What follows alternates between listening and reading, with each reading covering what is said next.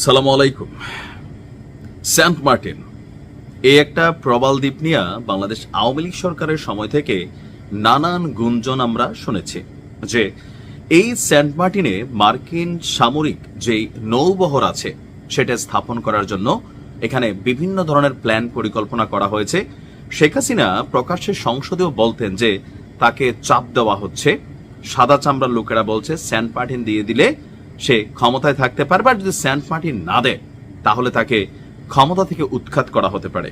কাকতালীয়ভাবে আমরা দেখলাম যে শেখ হাসিনা সরকারের পতন ঘটেছে, তবে এটা কোনো পশ্চিমাদের সহযোগিতায় ঘটে নাই, বাংলাদেশের মানুষই ঘটাইছে। এরপরই সরকার ক্ষমতায় আসার ঠিক কয়েকদিন পর থেকে হঠাৎ করে সেন্ট মার্টিন ইস্যুতে নতুন কিছু সিস্টেম চালু করলো, আর এই সিস্টেমে সেন্ট মার্টিনের জনগণ ব্যাপক ক্ষয়গ্রস্ত হয়েছে। ইভেন জনগণের মধ্যে সেন্ট মার্টিন নিয়ে ধোঁয়াশা তৈরি হয়েছে। সরকারের প্রতি সন্দেহের দানাও বেঁধেছে বিভিন্ন সময় বিভিন্ন কারণে। এখন ফাইনালি আর মাত্র গুনে গুনে হয়তো 6 মাস আছেন ডক্টর মোহাম্মদ ইউনূসের এই সরকার 6 মাস আগে এবার সেন্ট মার্টিন নিয়ে তাদের মহাপরিকল্পনা সামনে নিয়ে এসেছেন।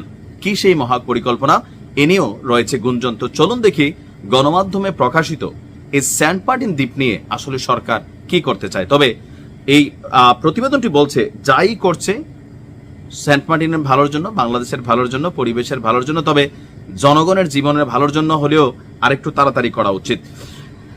সেন্ট মার্টিনের জন্য একটি মহাপরিকল্পনা প্রণয়নে কাজ করছে অন্তর্বর্তী সরকার। এই মহাপরিকল্পনা চূড়ান্তের পথে রয়েছে বলে আজকে জানিয়েছেন পরিবেশ, বন এবং জলবায়ু পরিবর্তন মন্ত্রণালয়ের জনসংযোগ কর্মকর্তা দীপঙ্কর বর। তিনি বলছেন যে গত 1 বছরে পরিবেশ সুরক্ষা, বন ও জীববৈচিত্র্য সংরক্ষণ এবং জলবায়ু পরিবর্তনের প্রভাব মোকাবেলা করতে মন্ত্রণালয় বেশ কিছু যুগান্তকারী পদক্ষেপ নিয়েছিল। দ্বীপটির জন্য একটি মহাপরিকল্পনা চূড়ান্ত করার কাজ একদম শেষ পর্যায়ে। পাশাপাশি বর্জ্য ব্যবস্থাপনা এবং স্থানীয় বাসিন্দাদের জন্য বিকল্প আয়ের সুযোগ সৃষ্টিরও উদ্যোগ নেওয়া হয়েছে। দ্বীপটির পরিবেশ পুনরুদ্ধারের জন্য সেখানে পর্যটন ব্যবস্থা নিয়ন্ত্রণ করতে নানান পদক্ষেপ নেওয়া হয়েছে।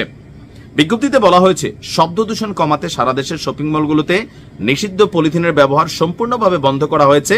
পাশাপাশি সেন্ট মার্টিনেও এই বিষয়গুলোকে খুবই শক্তভাবে আনা হয়েছে।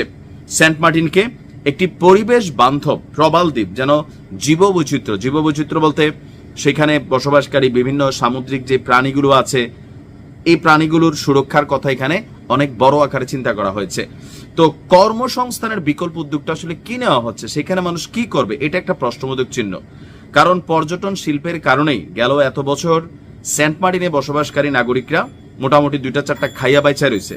তবে সর্বশেষ কয়েক বছরে সেন্ট মার্টিনে বহিরাগতদের গিয়ে ভূমি কিনা, জায়গা কিনা, সেখানে রিসোর্ট করা, অনেক কিছুই কিন্তু একটা বড় আকারে ইনভেস্টমেন্ট আমরা দেখেছি যে পয়সাওয়ালারা, রাঘব বলরা সেখানে গিয়েছেন।